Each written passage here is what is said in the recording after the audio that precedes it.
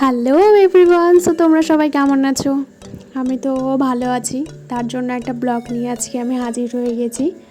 তো কিছুদিন যাবত আমি রিলস নিয়ে একটু ব্যস্ত ছিলাম। রিলস এডিটিং থেকে শুরু করে সব কিছু নিয়ে একটু ব্যস্তই ছিলাম। তো যার কারণে আমার এই ব্লগগুলোর দিকে আর তাকানো হয়নি।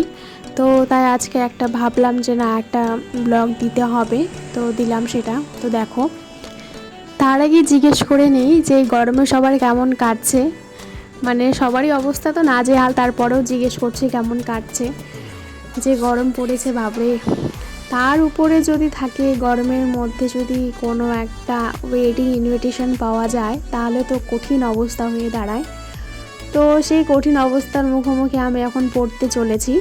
তো দেখো, আমরা একটা বিয়ে বাড়ি যাওয়ার জন্য অলরেডি বেরিয়ে গেছি বাড়ি থেকে। তো ব্রাইডটাকে গিফট করার জন্য আমরা একটা সোনার দোকানে চলে আসি, যেখানে বাবা মা দুজনে মিলেই জিনিসটাকে পছন্দ করছিল। ওখান থেকে আমরা একটা রিং নিয়েছিলাম, নিয়ে আমরা দোকান থেকে বেরিয়ে গেলাম। দেন বাস স্ট্যান্ডে এসে আমরা ওয়েট করছি কখন বাস আসবে।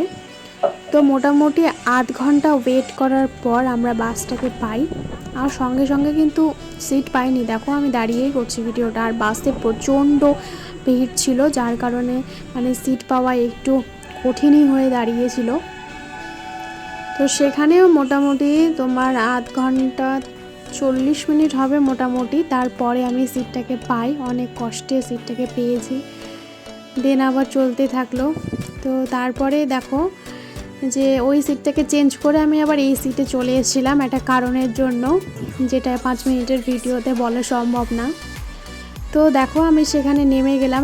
আমরা যেখানে যাব, সেখানে যাওয়ার জন্য যেখানে নামতে হয়, তো সেখানে আমরা নেমে গেলাম। আমি জায়গাটার নাম এখানে মেনশন করছি না। তো তার জন্য দেখো টোটোতে উঠে ওয়েট করছি কখন টোটো ছাড়বে তার জন্যে। তারপরে টোটো ছেড়েও দিল। আমরা যাচ্ছিলাম এটা আমরা একটা ভাগ্নের বিয়েতে। হ্যাঁ, তোমরা ঠিকই শুনলে, আমার ভাগনা, আমার দিদির ছেলে। যদিও সে আমার থেকে বড়, সেটা নিয়ে কোনো সন্দেহ নেই। তো দেখো, এই সাইডে এগুলোকে ভুট্টা বলে, তোমরা হয়তো সবাই জানবে।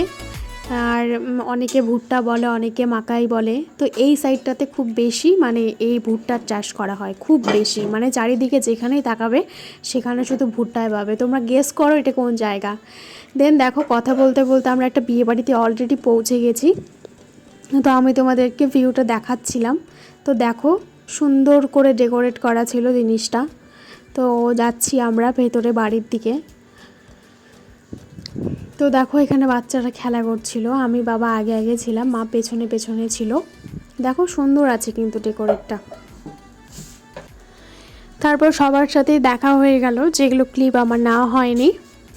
তো বাড়িতে ঢুকেও গেলাম, সেখানেও সবার সাথে দেখা হয়ে গেল। বিয়ে অনুষ্ঠান এগুলো তো এটা একটা মাধ্যম না, সবার সাথে মিট করা, সবার সাথে দেখা করা, কথাবার্তা সব কিছুই। দেন আর তারপরে আমার ক্লিপ নেওয়া হয়নি। এটা একেবারে খাবার পরে ক্লিপ ছিল, যেখানে আমি বসেছিলাম ফ্যানে হাওয়া খাচ্ছিলাম। তার কিছুক্ষণ পরে দেখো ব্রাইডকে এন্ট্রি করানো হলো। এখানে বউটা আসছিল, নতুন বউ। তো সেটা আসলো, সে স্টেজে বসেও গেল, সেটাই তোমাদেরকে আমি দেখাচ্ছি। তো দেখার পরে দেখো, এখানে আমার একটা আঙ্কেলের মেয়ে আছে, খুব কিউট দেখতে। দেখো সে কি বলছে, ওর জাস্ট রিয়াকশানটা দেখো,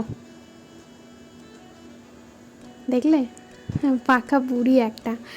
তো যাই হোক, আমরা বাড়ির উদ্দেশ্যে সেখান থেকে রওনা দিয়ে দিলাম। তো আমি বাড়ি যাই, তোমরা আরও মিনি ব্লগের জন্য সাবস্ক্রাইব করো। আর হ্যাঁ, পেজটাকে কিন্তু অবশ্যই অবশ্যই ফলো করে দিও, কেমন?